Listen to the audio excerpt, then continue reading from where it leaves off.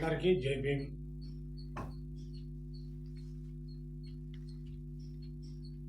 జై భీమ్ కార్మిక సంక్షేమ సంఘ ఏపీ పొలిటికల్ కూటమి చైర్మన్ని పిల్లి బాబురావుని.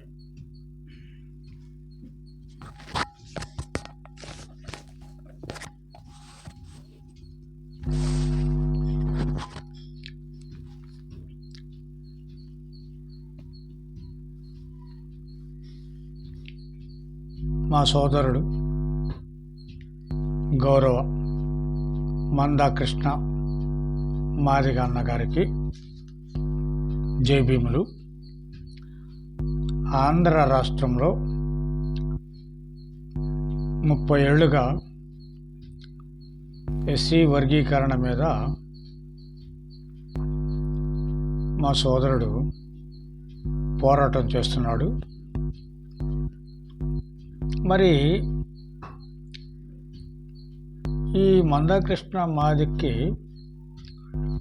ఈ ఆలోచన ఎందుకు వచ్చిందో, ఎట్లా వచ్చిందో కానీ తెలియదు.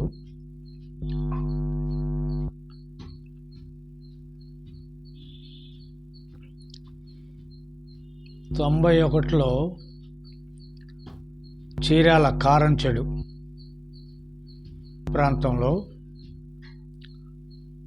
మరి మాదిగ పల్లె మీద కమ్మవర్గం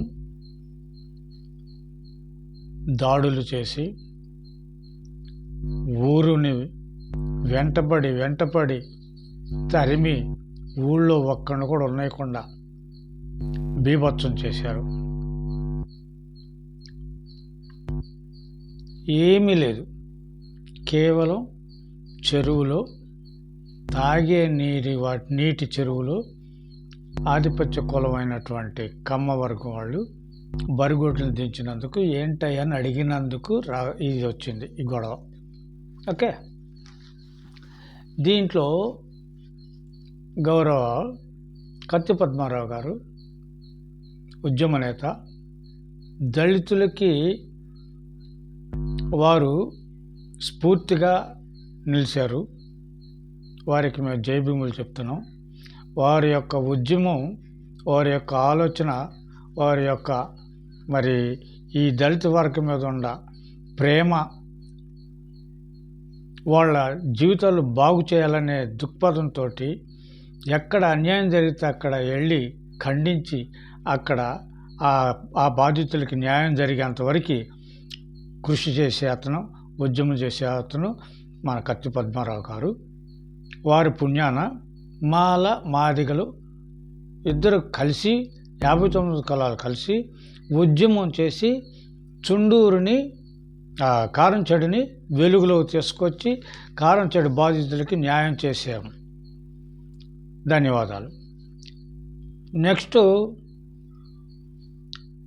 అలాంటి ఆశీస్నే అప్పుడు తెలుగుదేశం ప్రభుత్వంలో మాదిగల మీద బాగా ఆలోచించండి.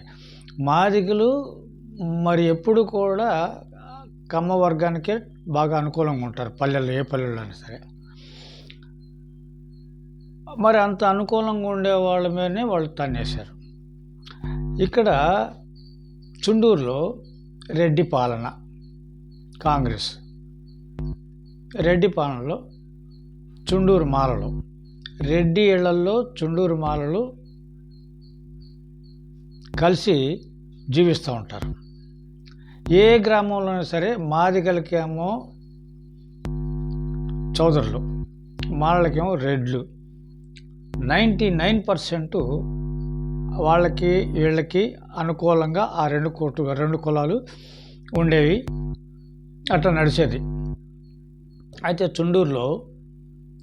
చుండూరు దళిత వాడ మీద పడి అర్ధరాత్రులు మారునాయుధాలు తీసుకొని వాళ్ళు ఇష్టానుసారంగా విధ్వంసం చేసి దొరికినట్టుగా చంపి ఉరికిచ్చి పోలీసుల సహకారంతో ఆనాడు ఆ నేరం జరిగింది. ఆ నేరం జరిగిన తర్వాత మన సోదరుడు గౌరవ కత్తి పద్మారావు గారు ఎమ్మటే లాంతర పట్టుకున్నాడు. ఆ పల్లెలోకి వెళ్ళాడు. ఆ చీకట్లో చనిపోయిన వాళ్ళందరినీ దేవులాడుకున్నాడు. మరి గాయాలైన బిడ్డలందరినీ గవర్నమెంట్ ఆసుపత్రులకు తరలించేదానికి మరి ప్రభుత్వ యంత్రాంగాన్ని కదిలించాడు. అట్లాగా ఆయన ఆనాడు చేసి ఇక అక్కడి నుంచి ఈ ఉద్యమాన్ని ఢిల్లీలో మోగించి ఢిల్లీ నుంచి ప్రపంచ దేశాలకి తెలిసే విధంగా ఈ మాదిగల ఐక్యతతోటి కత్తి పద్మారావు గారు వెలుగులో తీసుకొచ్చి ఆ పల్లెకి కావాల్సినటువంటి అన్ని సదుపాయాలు, అంటే వాస్తవంగా అయితే చట్టం ప్రకారంగా అయితే ఆనాడు డాక్టర్ బిఆర్ అంబేద్కర్ గారు మనకి రిజర్వేషన్ ఇచ్చే టైంలో ఈ రిజర్వేషన్ 10 ఏళ్ళు ఉంటే చాలు, ఇంకా తర్వాత అక్కర్లేదు అన్నాడు.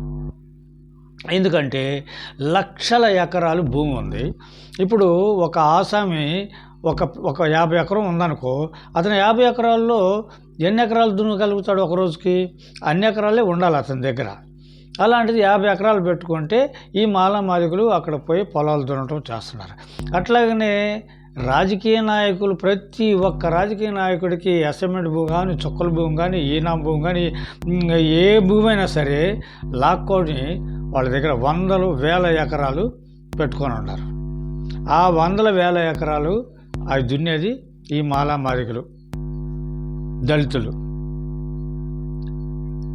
ఆ భూమి, ఈ భూమి లేని ప్రతి ఒక్క దళితుడికి, మాదిగ అంటరాని వాళ్ళన్నా కానీ, నీచులన్నా కానీ వీళ్ళు భూమి మీద జీవించే హక్కు కలిగేందుకు భూమి వీళ్ళకి కావాలి వ్యవసాయం చేయడానికి. ఈ 10 ఏళ్లలో అందరికీ భూములు పంచితే సరిపోతుంది అన్న ఉద్దేశంతో రిజర్వేషన్ 10 ఏళ్ళు చాలు అన్నారు. వాస్తవంగా మనకి 5 ఎకరాలు ఉంటే ఇప్పుడు రాజకీయ నాయకుల కన్సర్న్లు వాళ్ళ మోచేతి నీళ్లు తాగుతూ ఐఏఎస్ ఆఫీసర్లు, ఐపీఎస్ ఆఫీసర్లు, అన్ని డిపార్ట్మెంట్లో వాళ్ళు కూడా వాళ్ళు రాజకీయ నాయకులు అక్షరముఖం లేకపోయినా, వాళ్ళు రౌడీ షీటర్లైనా, వాళ్ళు దొంగలైనా, వాళ్ళు లంజలైనా, వాళ్ళు వ్యభిచారులైనా, వాళ్ళు రాజ్యాధికారం వచ్చిన తర్వాత మరి ఈ చట్టాలను అమలు జరపాల్సినటువంటి ఐపీఎస్ ఐఏఎస్లు కూడా వాళ్ళ మోచేతులు నీళ్లు తాగుతూ బతకాల్సిన స్థితికి వచ్చింది. అలాంటి పరిస్థితుల్లో తలా 5 ఎకరాలు ఉంటే గవర్నమెంట్ ఎంప్లాయీగా ఎవడు పాడు బ్రహ్మాండంగా భూమిని పండించి పంటని విస్తారంగా ఆంధ్ర రాష్ట్రానికి అందించేటట్టుగా ఉంటుంది. అలాంటి వెసులుబాటు ఈ దళితులకి లేదు కాబట్టి ఈ రిజర్వేషన్ అనేది ఇంకా నెట్టుకుంటూ వస్తుంది. మందాకృష్ణ మాదిగ అన్న ఈ 2 ఉద్యమాల్లో ఆయన లేడు అసలు, చుండూరులో కానీ కారంచేడులో కానీ.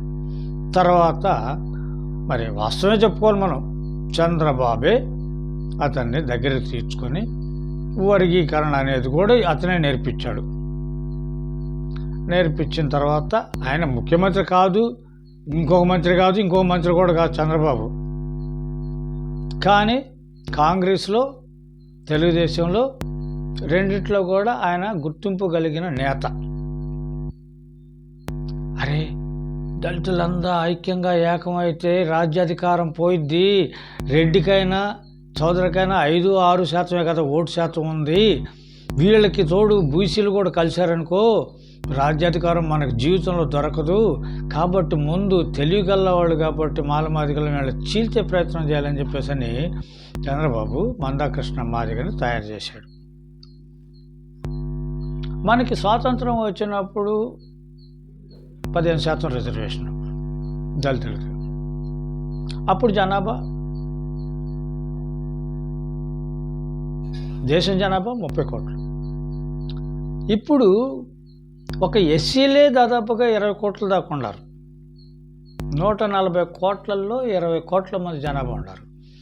అప్పుడు 30 కోట్లలో 3 కోట్ల మంది జనాభా దళితులు ఉంటే 15% రిజర్వేషను. ఇప్పుడు 20 కోట్లైనా కానీ అదే రిజర్వేషన్లో మనం ఉన్నాం. మందాకృష్ణ మాదిగ అన్న ఆలోచన చేయాలి. మాలలే 15% తినేస్తున్నారా? ఆ లెక్క చూపించాలి. మాలలు ఎంత తింటున్నారని లెక్క చూపించాలి. మాదిగలు ఎంత తింటున్నారని సమాచార చట్టం ద్వారా సేకరణ చేసి చూపించాలి. అప్పుడు ప్రభుత్వం దగ్గర ఎంత ఉంది రిజర్వేషన్ అనేది కూడా తేలింది. మా సర్వేలో 2005లో సమాచార హక్కు చట్టం వచ్చిన వెంటనే నేను ఇదే తీసుకున్నా. ఒక 6 రాష్ట్రాల్లో సమాచార చట్టం ద్వారా ఎస్సీ రిజర్వేషన్ ఆ వర్గాలకి ఎంత పర్సెంటేజీ అమలవుతుంది అనేది కోరితే ఎక్కడ చూసినా కానీ 12%, ఏ రాష్ట్రంలో కూడా 12% మించల. 3% ఆయా రాష్ట్రాల్లోనే ప్రభుత్వాల దగ్గర ఉంది ఎస్సీ రిజర్వేషన్. కంప్లీట్గా 15% రిజర్వేషను అన్ని రాష్ట్రాల్లో కూడా అమలవుతుంది. ఎక్కడయ్యా అంటే పారిశుద్ధ్య కార్మికుడు శాఖలో, పారిశుద్ధ్యం చేసే శాఖలో అక్కడ 15% రిజర్వేషన్ అమలవుతుంది. కానీ ఇక ఎక్కడా కూడా 15% రిజర్వేషన్ అమల్లో లేదు. 12% అమలవుతుంది. మన ఆంధ్ర రాష్ట్రంలో కూడా 12% రిజర్వేషన్. ఇక్కడ రెడ్డి గారు కావచ్చు, సోదరు గారు కావచ్చు, ఇంకొకరు కావచ్చు, ఎవడైనా కానీ సీఎం అయినా కానీ 3% రిజర్వేషన్ మిగిలే ఉంటే ప్రభుత్వం దగ్గర వర్గీకరణ ఎట్లా జరిగిద్ది? వర్గీకరణ ఎట్లా చేయాలి? మందాకృష్ణ మాదిగన్న వర్గీకరణ చేయాలి అంటే ముందు ఆ 3% కూడా తినాలి. మేము మానవులు కడుపు నిండా 12% తింటున్నారు, నీకు అసలు ఏమి ఇట్లా, ఇంకా 3% ప్రభుత్వం దగ్గర ఉందంటున్నాం మేము. అది మేము అనకపోతే నీకు కూడా తెలియాలిగా. వర్గీకరణ మొత్తం వాళ్ళే తింటున్నారు, వర్గీకరణ చేస్తేనే మాకు లబ్ధి పొందుతున్నాం, మేము లబ్ధి పొందగలుగుతాం అంటున్నావు కదా. ఎస్సీ రిజర్వేషన్లో మొత్తం వాళ్ళే తింటున్నారని కదా నీ ఉద్దేశం. 12% తింటున్నావా లేకపోతే ఎన్ని శాతం తింటున్నావా లెక్క చెప్పలా. సరే, నీ లెక్క ప్రకారం చూద్దాం. 12% మాలలు తిన్నారనుకో, ఇంకా 3% మిగిలి ఉంటుంది. ప్రభుత్వం దగ్గర 3% మిగిలి ఉంటుంది. తీసుకో, నువ్వు లెక్కలు తీసుకో. ఆ 3% కూడా నువ్వు తినేసి, అయ్యా మాదిగలు, మా జనబలం ఎంత, మాదిగలంతా, మరి మేము తింటుంది 3%, వాళ్ళు 12% తింటున్నారు, జనాభా ప్రాతిపదికన మీరు వర్గీకరణ చేయండి అని చెప్పేసి అంటే దానికి మేము కూడా ఓకే, మేము కాదంటలా. 15% నువ్వు తినకుండానే వర్గీకరణ చేయని చెప్పేసి అని నువ్వు అంటాం. రాజకీయ పార్టీల, ప్రాంతీయ పార్టీల వాళ్ళు, జాతీయ పార్టీల వాళ్ళు అందరూ కూడా నీకు మద్దతు ఇవ్వటం, నీకు ఒక 2-3 సూట్ కేసులు ఇవ్వటం, ఆ సూట్ కేసులు లోన్ వేసుకోవటం. ఈసారి మా మాదిగల ఓట్లన్నీ సుబ్బయ్యకే, మా మాదిగ ఓట్లన్నీ వెంకయ్యకే, మా మాదిగ ఓట్లన్నీ పుల్లయ్యకే అని చెప్పేసి అని నువ్వు విన్యాసాలు ఆడుతున్నావు. కానీ మాదిగలు ఈ వర్గీకరణ వలన విడిపోయిన తర్వాత మీరు ఒక నినాదం చేశారు. మాలోడు నాగుపాము వస్తే వదిలేయి, మాలోడు వదిలేస్తే ఏసెయ్యి అనే నినాదం నువ్వు ఎప్పుడైతే పెట్టావో అప్పుడే మాలలు కూడా వాళ్ళు కొంచెం కట్టుదిట్టంగా ఉండి నీకు వ్యతిరేకంగా చేస్తున్నారు. వాస్తవంగా అయితే 15% రిజర్వేషను పూర్తి చేయాలి. 15% పూర్తి రిజర్వేషన్ చేసిన తర్వాత మాదిగలు ఇదిగో ఎంత తింటున్నారు, మాలలకి ఎంతే ఉంది, కానీ మాలల జనాభా ఇట్లాగా, మాదిగల జనాభా ఇట్లాగా, కాబట్టి వర్గీకరణ చేస్తారా లేకపోతే రిజర్వేషన్ పెంచుతారా అని మీరు ఉద్యమం చేయాలి. 30 ఏళ్ళు పెట్టిన ఉద్యమంలో ఈ మాదిగలకి సాధించింది ఏంటయ్యా అంటే, ఈ అగ్రకులాల్లో ఈ చౌదరి కావచ్చు, రెడ్డి కావచ్చు, ఎరా నా కొడక నిన్ను కులం అడిగి తన్నాలరా అని చెప్పేసి అని దబాయిస్తున్నారు. ఇంకొన్ని ప్రాంతాల్లో అగ్రకులాళ్ళు, వాడు మాలోడు, మాదిగోడు, ఎవడైనా కానీ మొత్తం దళితుడు పట్టుకొని తన్ని, నలుగురు కలిసి తన్ని కొన్ని చోట్ల నెత్తిని ఉచ్చబోస్తున్నారు, ఇంకొన్ని చోట్ల అయితే నోట్లో కూడా ఉచ్చబోతున్నారు. మరి వాళ్ళు అగ్రకులాలు, ఆ నలుగురు కుర్రోళ్ళు పోయించుకున్నవాడు దళితుడు, వాడు మాలోడు, మాదిగోడు. కులవాడికి తన్నాలంటారు నిన్న అన్న వాళ్ళకి మాది కానీ మాల కానీ మేము ఏదైనా చేస్తామంటారు. మరి ఈ కర్మేంటో కానీ, అరే కోపం ఉంటే తన్నొచ్చు కానీ కొట్టొచ్చు కానీ ఇదేంటరా నోట్లో ఉచ్చబోయటం ఏంటరా ఒక మనిషి నోట్లో ఉచ్చబోయటం ఇంత దారుణం రా అని చెప్పేసి అని లోకం ఒక్క మాట కూడా అట్లా. అందుకే ఈ సమాజం మీద ఉమ్మేయాలి అనిపిస్తుంది నాకు. ఈ సంపన్న దళితులు రిజర్వేషన్ అనుభవించిన వాళ్ళు రిజర్వేషన్ ఫలాలు అందుకోవటానికి అర్హులుగా ఉన్న వాళ్ళకి సహకారం అందించట్లే వీళ్ళు. అసలు ఆ రిజర్వేషన్ అంటే ఏందో తెలియని అక్షరజ్ఞానం లేని మరి కూలి పనులు చేసుకునేవాళ్ళు, వ్యవసాయ పనులు చేసుకునేవాళ్ళు, రిక్షా బళ్ళు వేసుకునేవాళ్ళు, ఆటోలు వేసుకునేవాళ్ళు మన దళితులు చాలామంది. వాళ్ళని చైతన్యపరచాలి. నిన్న మందకృష్ణ మాదిగన్న ఎస్సీ రిజర్వేషను సుప్రీంకోర్టు ఇచ్చిన జడ్జిమెంట్ మీద అబ్బా ఆయనకి పళ్ళంతా పులిసిపోయింది, ఒళ్ళంతా పులిసిపోయింది. అబ్బా బ్రహ్మాండం. ఏం బ్రహ్మాండం? ఆ రాష్ట్ర ముఖ్యమంత్రులే చేసుకోవచ్చు అన్నాడు, వర్గీకరణ చేసుకోవచ్చు అన్నాడు. ఆ రాష్ట్ర ముఖ్యమంత్రులు అంటే ఎవరు? ఏమన్నా అమెరికా నుంచి ఎన్ఆర్ఐ మన పెమ్మసాని లాగా ఎన్ఆర్ఐ వచ్చి ఆయనకి మనం ముఖ్యమంత్రి పదవి ఇస్తున్నామా? లేదుగా. చంద్రబాబు, జగను ఇక్కడ పుట్టి పెరిగిన వాళ్ళే కదా. వాళ్ళు పార్టీ అధ్యక్షులుగా ఉన్నారు కదా. వాళ్ళు పార్టీ అధ్యక్షులుగా ఉన్నప్పుడు వాళ్ళ పార్టీకి అనుకూలంగా పారిశుద్ధ్య కార్మికులు మరి సమాజానికి దూరంగా నెట్టవేయబడినటువంటి వాళ్ళు ఎందరో ఉండరు. వాళ్ళందరూ కూడా పార్టీలకు అభిమానంగా ఓట్లు వేస్తున్నారు, జెండాలు పట్టుకుని ఊరేగుతున్నారు. అందరికీ న్యాయం చేస్తాను, అన్ని వర్గాలకు న్యాయం చేస్తాను అంటే చంద్రబాబు కానీ, జగన్ కానీ, ఇంకో బాబు కానీ ఎవడైనా కానీ దూరం సమాజానికి విసిరేయబడ్డ వాళ్ళని హక్కు చేర్చుకొని పార్టీ పదవులు ఇవ్వాలి వాళ్ళకి. పార్టీ పదవులు ఇచ్చిన తర్వాత ఏ అధికారంలో ఏ పార్టీ వాడు ఉన్నా కానీ ఈ ప్రతిపక్షంలో ఉన్న చంద్రబాబు, జగనే ఉన్నాడుకో, చంద్రబాబు ఏం చేయాలి? ఈ పారిశుద్ధ్య కార్మికులకి, ఈ అంటరాని కులాల వాళ్ళకి, వీళ్ళకి న్యాయం చేయాలి. వీళ్ళకి మేము మా పార్టీలో పదవులు ఇచ్చాము, అట్లాగనే రాజ్యాంగబద్ధంగా మీరు వీళ్ళకు కూడా మరి లోన్స్ ఇవ్వాలి, ఉద్యోగాలు ఇవ్వాలి, వీళ్ళకి చదువులు ఇవ్వాలి, వీళ్ళకి అది చేయాలి, ఇది చేయాలి అని చెప్పేసి అని వాళ్ళ కోసం ఉద్యమాలు చేయాలి చంద్రబాబు ముఖ్యమంత్రి ఉంటే జగన్ చేయాలా. అట్లాగా ఈ సమాజానికి దూరంగా ఉన్న వాళ్ళని మురిక్కాలలో పిల్లలు తల్లులు మొత్తం మనం చూస్తూనే ఉంటాం. వాళ్ళు కాలువల్లో ఏదేదో మురికాలువల్లో దేవులాడుకుంటారు. అలాంటి వాళ్ళు దళితులు 59 కులాల వాళ్ళు. వాళ్ళ కోసం పార్టీ అధ్యక్షుడిగా వాళ్ళని చైతన్యపరిస్తే ఆటోమేటిక్గా ఈ రేపు కాబోయే ముఖ్యమంత్రి చంద్రబాబు అయినా జగన్ అయినా కానీ చైతన్యం ఇతను కూడా వాళ్ళని చైతన్యం చేస్తే ఇతను కూడా నాలెడ్జ్ పెరిగిద్ది. నాలెడ్జ్ పెరిగిన తర్వాత అధికారం చేతిలోకి వచ్చిన తర్వాత ఇప్పుడు సుప్రీంకోర్టు అంటుంది చూడు, ముఖ్యమంత్రులు చేయొచ్చు వర్గీకరణ అని. ఇది పార్టీలో ఉన్నప్పుడే, రాజకీయ పార్టీగా ఉండి ఉద్యమాలు చేసే టైంలోనే వాళ్ళని పార్టీ పదవులు ఇవ్వాలి, వాళ్ళని చైతన్యం చేయాలి. అప్పుడు వీళ్ళకి రేపు ప్రభుత్వం వచ్చిన తర్వాత వాళ్ళకి అన్ని విధాల మనం రిజర్వేషన్ ఫలాలు అందించడానికి అవకాశం ఉంటుంది. 15% రిజర్వేషన్ పూర్తి చేసుకోవచ్చు.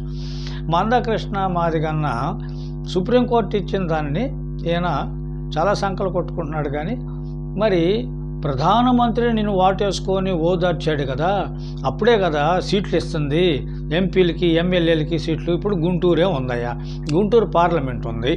గుంటూరు పార్లమెంట్కి మరి ఈయన పత్తిపాడు ఎమ్మెల్యే జిల్లా కలెక్టర్గా చేశాడు గుంటూరు జిల్లాకి. ఆయన పత్తిపాడు ఎమ్మెల్యేకి ఎస్సీ కోటాలు ఇవ్వకుండా ఆయనకి ఎంపీ పదవి ఇవ్వాలి. ఆయనకి ఎంపీ పదవి ఇచ్చి ఈ పిల్లి మాణికరావు లాంటి వాడిని తీసుకొచ్చేసి అక్కడ పత్తిపాడులో ఎమ్మెల్యేకి ఇవ్వాలి. మరి మోడీ అట్లాగా చేయాలి, చంద్రబాబు అట్లా చేయాలి. మరి ఆయన ఎంతోమందికి ఎంపీలు ఎమ్మెల్యేలు సీట్లు ఇచ్చినా కానీ అక్కడ కూడా బాగా అక్రమంగా నేరాలు చేసో ఉద్యోగాల్లో అక్రమ సంపద పోగేసిన అధికారులుగా ఉండేవాళ్ళని, వాళ్ళ దగ్గర డబ్బు ఉంది కాబట్టి వాళ్ళకి టికెట్లు ఇచ్చి వాళ్ళని ఎంకరేజ్మెంట్ చేస్తున్నారు. మేము కలెక్టర్గా ఇక్కడ ఆయన ఉద్యోగం చేసేటప్పుడు మా దళితులు, మా వర్గాలకి మాకు అన్యాయాలు జరిగాయని చెప్పి మేము అక్కడికి వచ్చి ధర్నాలు చేసాం. ధర్నాలు చేసినప్పుడు మీరు ప్రభుత్వ పరంగా వాళ్ళకి ఆ దళితులకి న్యాయం చేయకుండా ప్రభుత్వం ఎవరుంటే ఆయన చంద్రబాబు కావచ్చు, జగన్ కావచ్చు, ఆయన ఆదేశాల మేరకు మమ్మల్ని అరెస్టులు చేయటం, మా మీద కేసులు పెట్టడం ఇవన్నీ చేశారు. కానీ జిల్లా కలెక్టర్గా ఆయన పచ్చిపాడు ఎమ్మెల్యేగా ఉన్న ఆయన ఆంజనేయులు గారు మా దళితులకి సహకారం అందించలా. అందుకే ఆయన సంపన్న దళితుడు అంటాం. ఇప్పుడు మళ్ళీ ఆయనకి ఎమ్మెల్యే టికెట్ ఇస్తే ఆనాడు కేసుల్లో ఆయన బాధితులుగా ఆయన కేసుల్లో ఉండవాళ్ళు మేము ఆయనకి జెండాలు పడుకొని కలెక్టర్ గారి నాయకత్వం వరిజల్లాలి, ఆంజనేయులు గారి నాయకత్వం వరిజల్లాలి. మళ్ళీ కేసుల్లో తిరుగుతూ కూడా ఇది మందాకృష్ణ మాదిగన్న తెలుసుకోవాలి. రాజకీయ నాయకులు వాడుకుంటున్నారు నిన్ను. మనం మాల మాదిగను ఐక్యతగా ఉంటేనే, మనం చైతన్యంగా ఉంటేనే, మనం ప్రతి ఒక్క ఇంటికి మన చంద్రబాబు అంటున్నాడు పారిశ్రామికవేత్తలు ఇంటింటికి ప్రతి ఇంట్లో ఒక పారిశ్రామికవేత్తలు చేస్తాను అన్నాడు. ఒట్టిదే. ప్రతి ఇంట్లో ప్రతి బిడ్డ కూడా విద్యను అభ్యసించాలి. మన పల్లెల్లో మనం అంటే నమ్మకంగా పడుండే కార్యకర్తలు ఉన్నారు కదా. చలో అనగానే పార్లమెంట్ వచ్చేసి అసెంబ్లీకి వచ్చేసి దూకి ప్రాణాలు కోల్పోయేంతటి వారు ఉన్నారు మనకి మాదిగ సోదరులు. వాళ్ళని చైతన్యపరచాలి. అయ్యా మీ స్కూల్స్లో, మీ పల్లెల్లో, మీ స్కూల్లో, మీ యొక్క రోడ్లో, మీ యొక్క మురికాలలో, మీ యొక్క వీధి దీపాల్లో వీటి మీద దృష్టి పెట్టాలి. ఇవి అక్కడున్న నిధుల్ని దాన్ని ఖర్చు పెట్టించి మనకు సౌకర్యాలు కలిగించుకోవాలి. ఆ బిడ్డలకు విద్యను అందించేటట్టుగా ఏర్పాట్లు చేసుకోవాలి. అక్కడ వాళ్ళు చెప్పినా కానీ వినకపోతే వాళ్ళు జిల్లాకి కంప్లైంట్ చేయాలి. జిల్లాలో నాయకులుగా ఉన్న మాదిగ సోదరులు వాళ్ళు ఇక్కడ జిల్లా ఆఫీసర్లను మాట్లాడతారు. ఇక్కడ కూడా న్యాయం జరిగిపోతే అప్పుడు హైకమాండ్ అన్నకి మందకృష్ణ మాదిగన్నకి చెప్తే స్టేట్ ఆఫీసర్తో మాట్లాడి ఆ పనులు చేయించగలుగుతాడు. అట్లాగా ప్రతి ఒక్క కార్యకర్తని ముందు విద్య కోసం పోరాటం చేయాలి. వాస్తవంగా అయితే మనకి విద్య, వైద్యం, మౌలిక సదుపాయాలు ఫ్రీ ఇస్తే చాలు. మనకి 3 సిలిండర్లు ఫ్రీ వద్దు, మనకి 6 పథకాలు వద్దు, ఏం వద్దు. ఇది ఒక్కటి అమలు జరపమను. లేదు,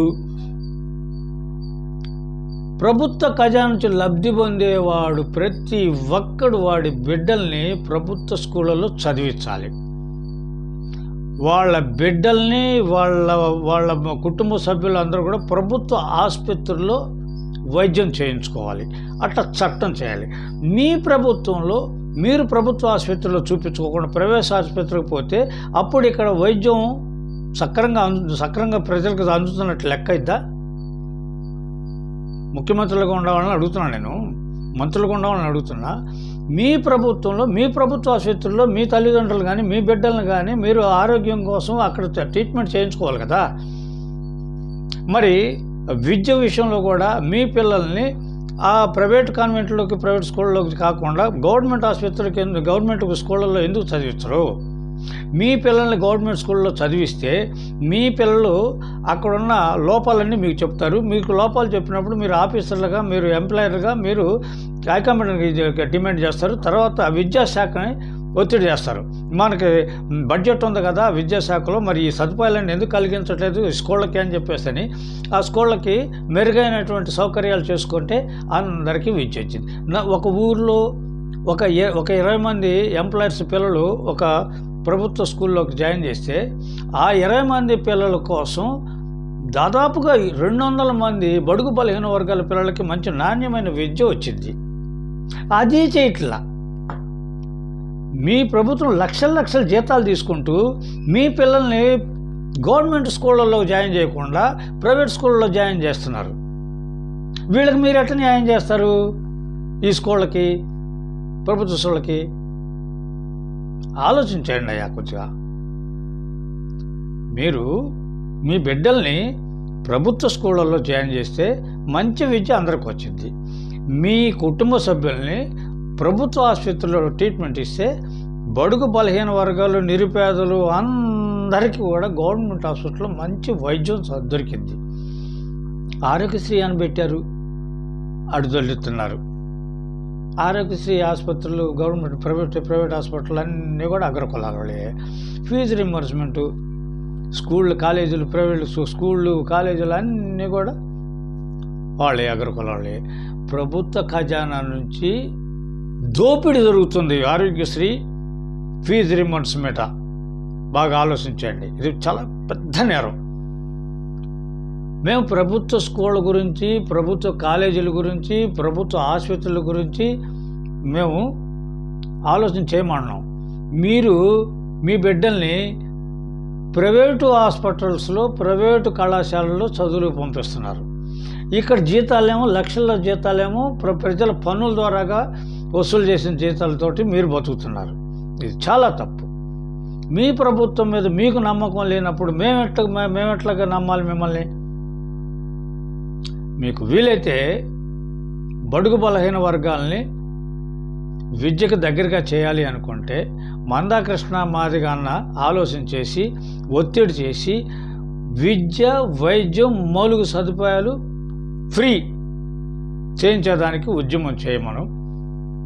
మేము కూడా పూర్తిగా సహకరిస్తాం, అన్నమ్మటే ఉంటాం. మేము మా మాల మాదిగలకి రాజ్యాధికారం కావాలి అంటే మందాకృష్ణ మాదిగ అన్న లాంటి స్ఫూర్తి కలిగిన ఉద్యమకారుడు కూడా మాకు కావాలి. మా సోదరుడు మన కత్తి పద్మారావు గారికి ఆరోగ్యం బాగాలేక కొంచెం ఇదయ్యాడు, కానీ దురదృష్టం కొద్దీ. లేకపోతే మన మందాకృష్ణ మాదిగ సోదరుడు కత్తి పద్మారావు గారు ఇద్దరు కలిస్తే మంచి నాయకత్వం, మంచి ఉద్యమం, మంచిగా రాజ్యాధికారం సాధించుకునే అవకాశాలు మనకి కొంచెం తక్కువగా ఉంది. ఇప్పుడైనా కానీ మందాకృష్ణ మాదిగన్న ఎస్సీ వర్గీకరణ, గిరిగీకరణ తీసేయి. వీళ్ళు వర్గీకరణ చేయటానికి హక్కు లేదు, చెయ్యరు కూడా. ఎందుకంటే 3% ప్రభుత్వాల దగ్గర మిగిలి ఉంది ఎస్సీ రిజర్వేషను.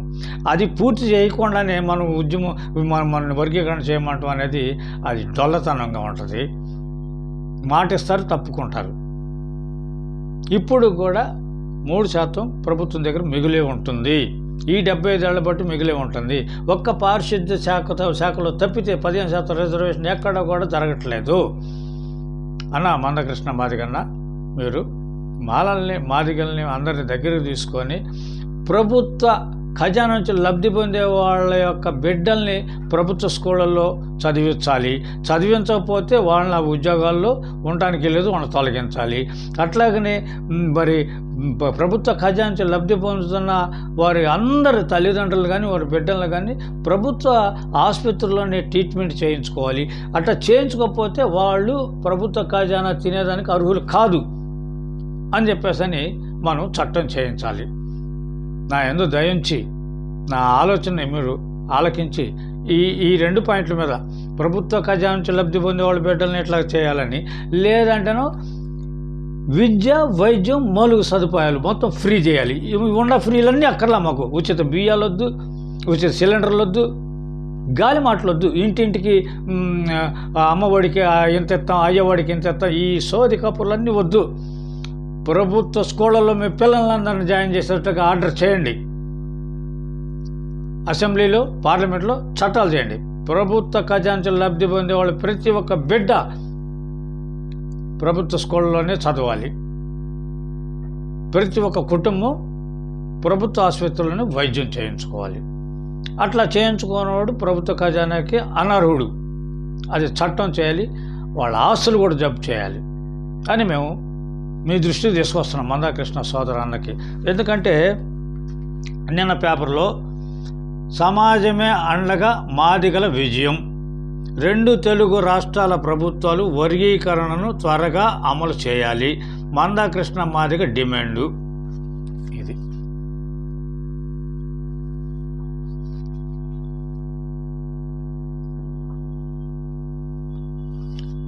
ఎందుకు ఈ పిచ్చి పనులు? ఈ పిచ్చి పనులు కదా.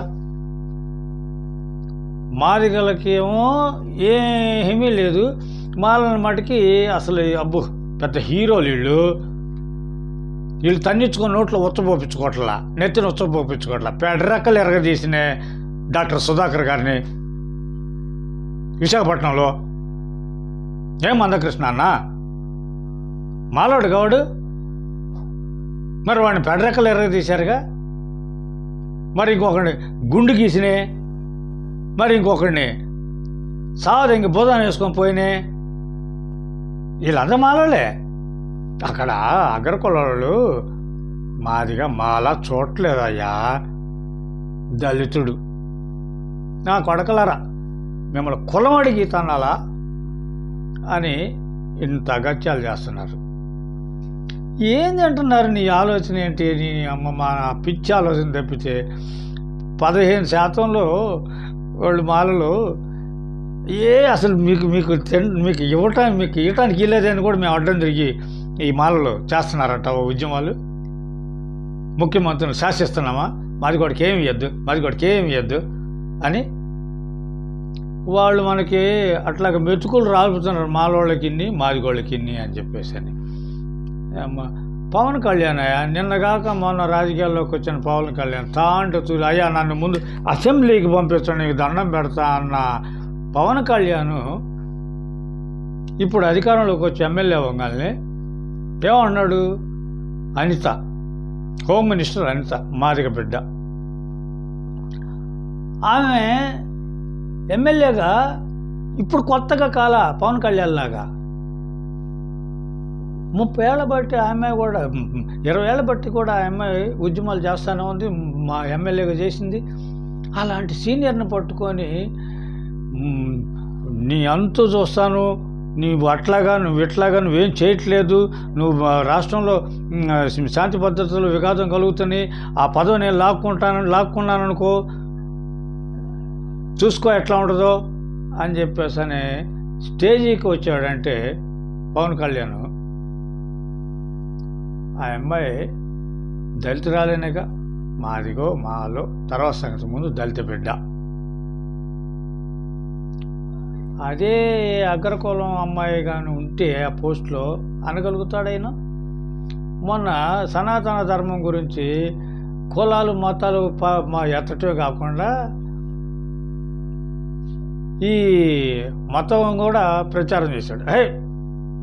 ఇదే సాయిగుల మసీదులో జరిగితే ఒప్పుకుంటారా, క్రిస్టియన్ గుళ్ళల్లో జరిగితే ఒప్పుకుంటారా అని చెప్పుకొచ్చాడు. సనాతన ధర్మానికి ఏందో బొక్కలు పొడినట్టుగా అక్కడ ఎవడో సూదులతోడు గడ్డ పొలుగులతో పొడిచినట్టుగా ఆంధ్ర రాష్ట్రంలో ఆ కంతలన్నీ పడ్డట్టుగా దానికి కుట్లు మాసికలేసి కొడుతున్నట్టుగా సనాతన ధర్మాన్ని మళ్ళీ ఆ గుడ్డలని మళ్ళీ ఎలాంటి మరకలు లేకుండా ఎలాంటి బొక్కలు లేకుండా కొడుతున్నట్టుగా నాన్న యాగి చేస్తున్నాడు. ఒక మాటలు చెప్పాలంటే ఆయన సనాతన ధర్మం కోసం నేను ఈ పదవి కూడా త్యాగం చేస్తాను, వదులుకుంటాను, డిప్యూటీ ముఖ్యమంత్రి పదవి అన్నాడు. ఇప్పుడు ఈ అమ్మాయి పదవిలోకి వస్తాడు, హోమ్ మినిస్టర్కి వస్తాడు. 4 రోజులు ఆగిన తర్వాత మళ్ళీ ఏ సనాతనం తగులుకుంటాడే, నేను అవసరం దీన్ని కూడా వదులుకుంటా అంటాడు. చెల్లిపాటు అట్ట అవుతుంది. అతను కాపు కూడా మన మీద పెత్తనాలు చేస్తుంటే, మాదిగ బిడ్డ మీద పెత్తనం చేస్తుంటే నువ్వేం చేస్తున్నావు? మందా కృష్ణ మాదిగన్న సూచిస్తున్నావు. మీరు క్యాబినెట్లో చర్చించాల్సింది అక్కడ ముఖం పట్టుకొని అడిగారు, మీరు మా మాదిగల్ని అవమానపరిచారు అని చెప్పేసి అడుగుతున్నావు. అడగటం ఏంటి? రాజీనామా చేయమని డిమాండ్ చేయొద్దా నువ్వు? నా మాదిగ బిడ్డకి ఇంత జరిగింది, ఇంత ఘోరం జరిగింది అని చెప్పేసి అని నువ్వు అతను రాజీనామా చేసేదాకా నువ్వు నిద్రపోకూడదు కదా, అసెంబ్లీ ముట్టడి చేయాలి కదా. టైంపాస్ పనులు చేయబోకయ్యా. ఇప్పుడు మనం ఈ 30 ఏళ్లలో నువ్వు బ్రహ్మాండమైన ఉద్యమం నువ్వు చెప్పుకున్నావు. 30 ఏళ్లలో సాధించింది ఏందయ్యా అంటే, నా కొడకలారా మిమ్మల్ని కులం పేరు అడిగి తన్నాలా అనే స్థితికి వచ్చాము. ఎవడు దొరికితే వాడిని తన్నిన తర్వాత నెత్తిన ఉచ్చబోపించుకునే కాడికి వచ్చాము, నోట్లో ఉచ్చబోపించుకునే కాడికి వచ్చామయ్యా. మనం విడిపోయి మందా కృష్ణ మాదిగన్న ఆలోచించేయి. మీకు 2 చేతులతో దండం పెట్టి చెబుతున్నా, ఈ వర్గీకరణ మాట తీసేయి. మాల మాదిగల ఐక్యత, 59 కులాల ఐక్యత వర్ధిల్లాలి, రాజ్యాధికారం మనం చేపట్టాలి. దానికి విద్య ఇంపార్టెంట్ కాబట్టి ఉచిత విద్య కావాలి అంటే మనకి విద్య, వైద్యం, మౌలిక సదుపాయాలు మొత్తం కూడా ఫ్రీ చేయాలి. మాకు ఏ పథకాలు వద్దు అని చెప్పేసి అని మీరు గట్టిగా డిమాండ్ చేయాలి. లేదంటే ప్రభుత్వ ఖజానా నుంచి లబ్ధి పొందే వాళ్ళ బిడ్డల్ని ప్రభుత్వ స్కూల్లో జాయిన్ చేయాలా, వాళ్ళు జాయిన్ చేయకపోతే వాళ్ళని డిస్మిస్ చేయాలా. అట్లానే ప్రభుత్వ ఆసుపత్రుల్లో ఆయా కుటుంబాల వాళ్ళని అందరూ కూడా వైద్యం చేయించాలా. అట్లా వైద్యం చేయించకపోతే వాళ్ళని ఆ ఉద్యోగాల నుంచి, ఆ పదవుల నుంచి, ప్రభుత్వ ఖజానా నుంచి లబ్ధికి అనర్హులుగా ప్రకటించాలి అనే చట్టం చేయమని చెప్పేసి మీరు డిమాండ్ చేయాలి. మీతో మేము కలిసి ప్రయాణం చేయడానికి రెడీగా ఉన్నాం. జై భీమ్.